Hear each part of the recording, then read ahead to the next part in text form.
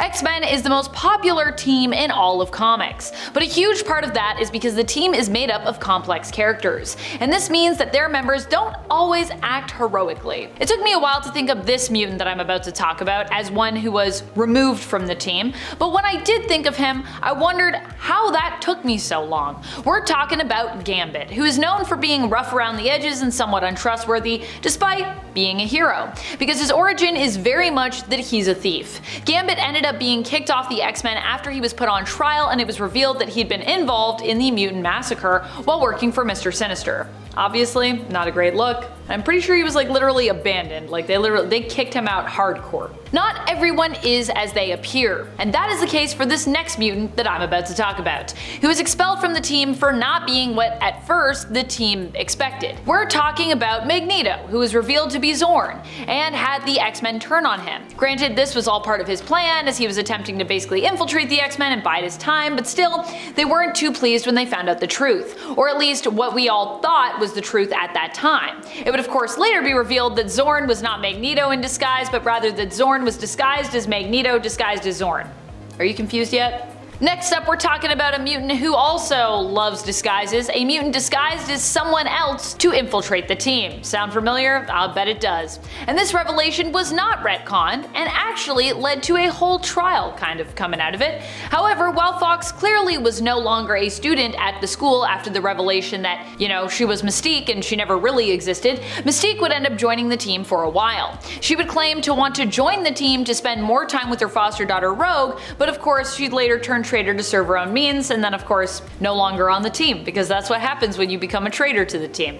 You don't get to be on it anymore. Although, I'm pretty sure Mystique was like, haha, this was my plan all along. I don't know what this is. I don't think Mystique has ever done this move, but in my world, apparently this is what Mystique does. Look, I think this next character ultimately belongs on the X-Men. You probably also think this next character belongs on the X-Men too, but at the end of the day, we all make mistakes, and sometimes that costs us our place on a team. In fact, I think that's what I love so much about this character, that she is flawed and does make mistakes, but it doesn't stop her from being a badass. We're talking about Emma Frost. Emma Frost was removed from the X-Men after she turned Cyclops into a martyr during Inhumans vs. X-Men. People would learn that Emma had basically instigated the war between the two sides, goading it into happening by using her powers to create an illusionary Cyclops, who she made it seem had perished as a result of a fight between Cyclops and Black Bolt, which of course never happened.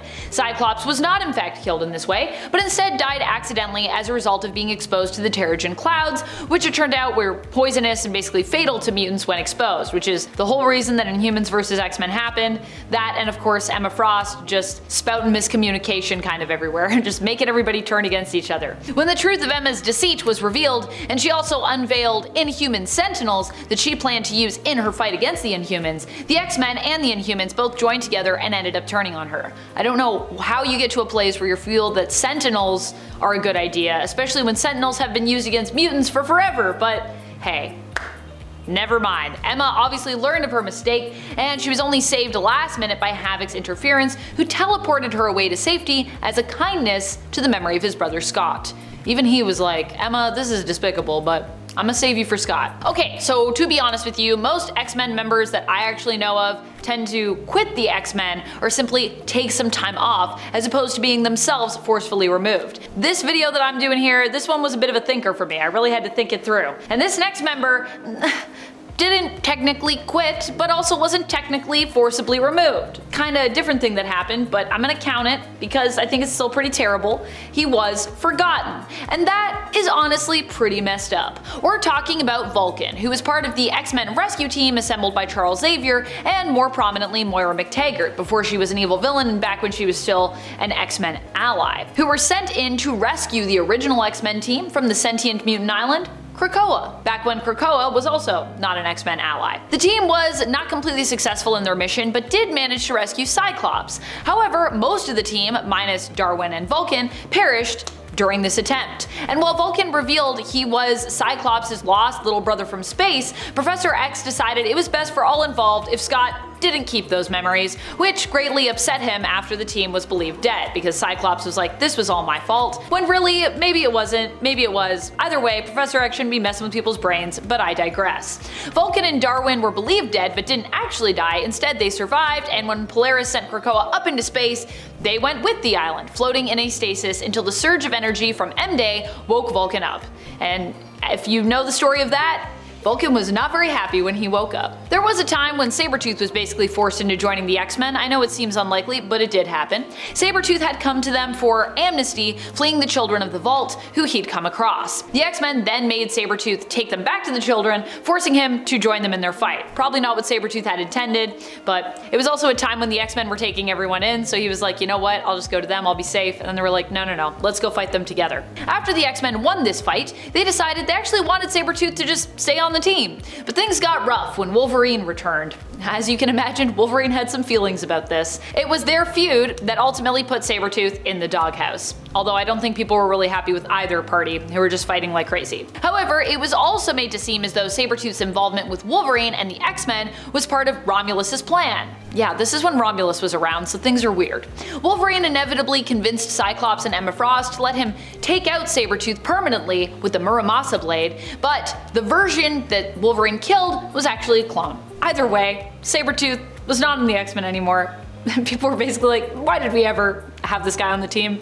Maybe not a great choice. It might shock you to hear about this mutant who was removed from the X-Men, considering many of us know him as the mutant who brought the team together, often holds the team together, and sometimes even leads this team. We're talking about Professor X. Yep, Professor X was kicked off the X-Men for lying to them. This was part of a downfall that had been brewing for quite some time. While Professor X ultimately always does what he thinks is best for mutant kind and for his team, the downfall of his character is that he often makes these calls on his own, and sometimes uses morally questionable or even sinister means to control or manipulate his team. Case in point, when it was revealed that the Danger Room was in fact a sentient AI mutant who we'd come to know as Danger. We would also learn that Professor X actually kind of knew about the room's evolution into a sentient being, and yet continued to oppress the room and use it to train his X-Men. Not a great look.